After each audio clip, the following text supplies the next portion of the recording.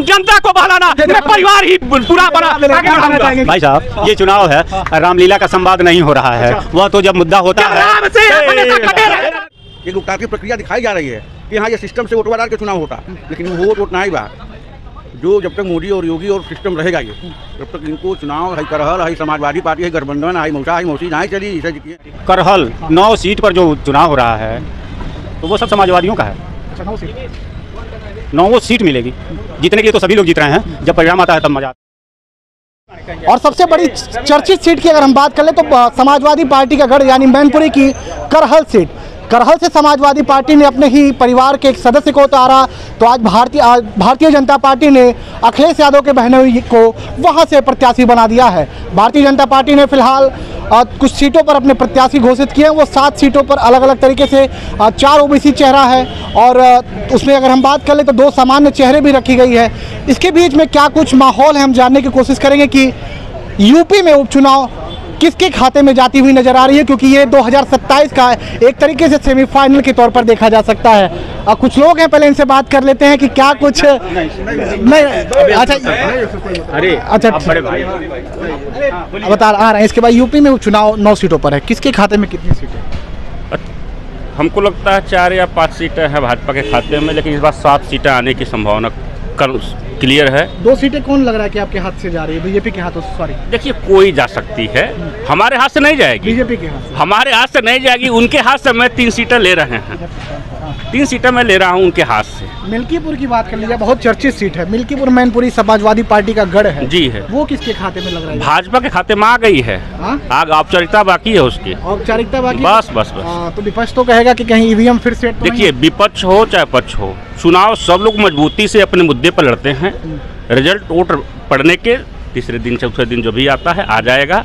औपचारिकता होनी है बस, बाकी सीट क्लियर। मिल्कीपुर की सीट कोई 9 सीट में 1-2 सीट कम बेसी हो अलग की बात है, लेकिन मिल्कीपुर की सीट 100% भाजपा के खाते में आनी है। करहल की बात कर लीजिए, मिल्कीपुर में फिलहाल ब्रेक है। करहल की बात करहल की भी सीट आने की संभावनाएं पूरी हैं, क्योंकि प्रत्याशी हमारा मजबूत है और काट दिया गया है।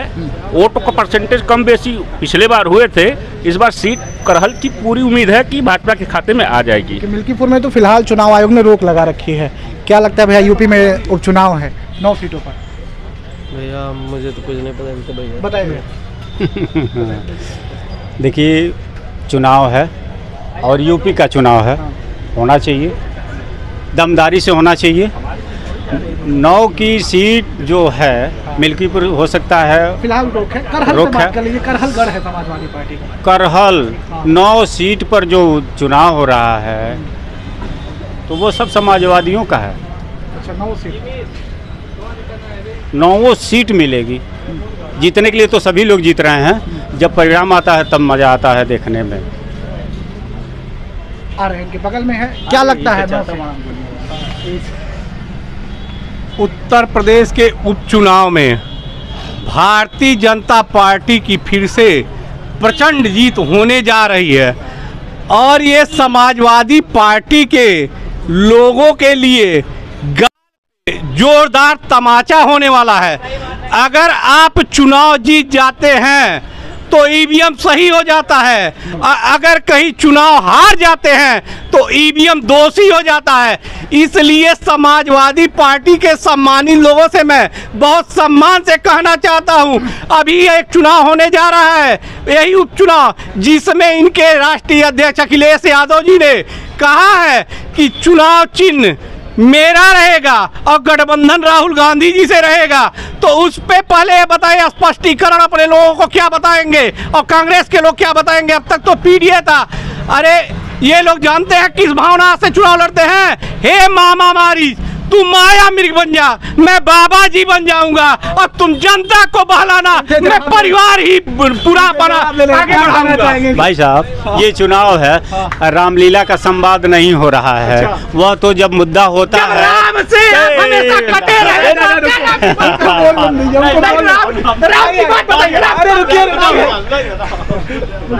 आ रहे हैं और लोग तक आ रहे हैं। चुनाव उपचुनाव है और तमाम सीटों पर। जी भैया बताइए, करहल सबसे बड़ी चीज, करहल की बात। करहल की बात छोड़िए, न खाता न बही, जो योगी मोदी कहें वह सही। अच्छा, समझ रहे हैं ना। इस देश में जनता के वोट से चुनाव नहीं जीता जाएगा, और न अब होगा, ये आप दिमाग से निकाल दीजिए।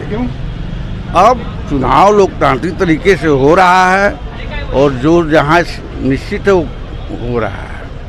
अब न बेरोजगारी पर कोई मुद्दा है, न महंगाई की कोई मुद्दा है, न शिक्षा के कोई मुद्दा है, न सड़क का कोई मुद्दा है। मुद्दा इसलिए नहीं है, अब न कोई जनता से, अब पहले की राजनीतिक पार्टियां जनता से सरकारें चलाती थी, जनता की भावनाओं को समझती थी। अब जो चलन चल पड़ा है ये 10 सालों से, जनता का कोई मतलब नहीं। जनता है ये एक लोकतांत्रिक प्रक्रिया दिखाई जा रही है कि हाँ ये सिस्टम से वोटवा डाल के चुनाव होता, लेकिन वोट नहीं बा। जो जब तक मोदी और योगी और सिस्टम रहेगा ये, तब तक इनको चुनाव है करहल है समाजवादी पार्टी है गठबंधन है मौसा है मौसी नहीं चली, इसे जीतिए सर। भाजपा जीती है फिर, भाजपा जीती। आप बताइए, भारतीय जनता पार्टी के लोग साल में 365 दिन सामान्य जनता के बीच में रहने का काम करते हैं।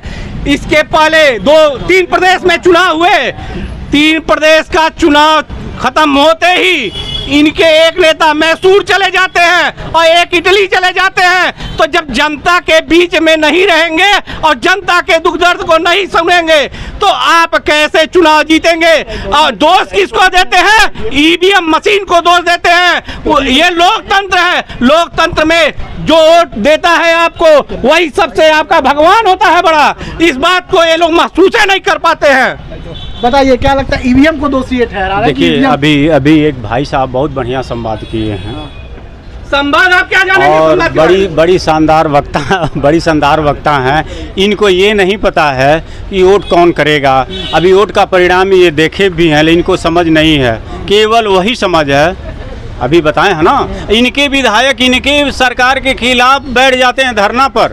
ना शिक्षा पर बात करेंगे, ना महंगाई पर बात करेंगे। महंगाई तो इनकी मौसी हो गई, महंगाई तो मौसी हो गई। अब बताइए, अब इनको क्या मालूम है कि उस पर हम क्या बहस करें, क्या वोट मांगे, क्या नहीं करना है। ये तो बस एक पहुंच है, योगी मोदी के नाम पर, योगी मोदी के नाम पर वोट लेना है, धरने पर बैठ जाना है। ये विकास हो गया। हाँ, सही कह रहे हैं। इनके समय में उत्तर प्रदेश के पुलिस विभाग को गाय भैंस ढूंढवाने में काम करते थे इनके राष्ट्रीय अध्यक्ष। इनको तो मोदी योगी जी से दिक्कत होगी। भारतीय जनता पार्टी के लोग जनता के बीच में रहते हैं 365 दिन। एक चुनाव हारने के जीतने के बाद दूसरे दिन फिर हम काम पे लगते हैं। ये लोग मैसूर और इटली घूमने का काम करते हैं। ये समाजवादी कांग्रेसी क्या बात करेंगे? भारतीय जनता पार्टी की सिपाही से नहीं बात कर पाएंगे। आ रहे हैं और लोग तक आ रहे हैं। 9 सीटों पर उपचुनाव है। सबसे बड़ी सीट करहल की सीट मानी जा रही है। मैनपुरी का ये सीट है, समाजवादी पार्टी का गढ़ है। शायद 2002 के बाद से भारतीय जनता पार्टी वहाँ खाता नहीं खोल। मैं देखिए बताऊँ, भारतीय जनता पार्टी मूल रूप से विकास सुरक्षा पे काम करती है और करते चली आ रही है। आप करहल की बात कर रहे हैं, ये बताइए, अभी आप शिवपाल जी का वक्तव्य आप सुने होंगे कि शिवपाल जी ने दिया था कि अपने कार्यकर्ताओं के बोले थे कि आप अपने डायरी में उन अधिकारियों का नाम नोट करो जो काम नहीं कर रहा है, और उस कलम से करना, लाल पेन से करना, यानी आपका व्यवस्था रहेगी। जो कि परम पूज्य महाराज श्री योगी आदित्यनाथ जी इस पूरे उत्तर प्रदेश को हर जगह सड़क, शहर से लेकर और सड़क तक जोड़ने का काम किया है। और हर अस्पताल में आप चले जाइए, जिला अस्पताल हो चाहे मेडिकल कॉलेज हो, आप हर अस्पताल में आप देखिए कि वहाँ मरीजों के लिए दवाइयाँ पूरी उपलब्ध हैं, कोई मरीज खरीदने नहीं जा रहा है। तो विकास और एक गरीब महिला जो रोगी भर्ती हो रहा है उनका बहुत बढ़िया से इलाज हो रहा है। दूसरी चीज़ कि विकास तो इन्होंने भारतीय जनता पार्टी ने जितना किया है, उनको तो अपने समाजवादी पार्टी तो अपने गुंडे के बल पे, और जब भी कहीं नियुक्ति निकलता था तो अपने ही लोगों को भर्ती करते थे। वहाँ से लिस्ट लखनऊ से बन के आती थी, अपने ही लोगों का लिस्ट बन के आता था, जो सिपाही चाहे जो भी हो उनमें भर्तियाँ हो जाती थी।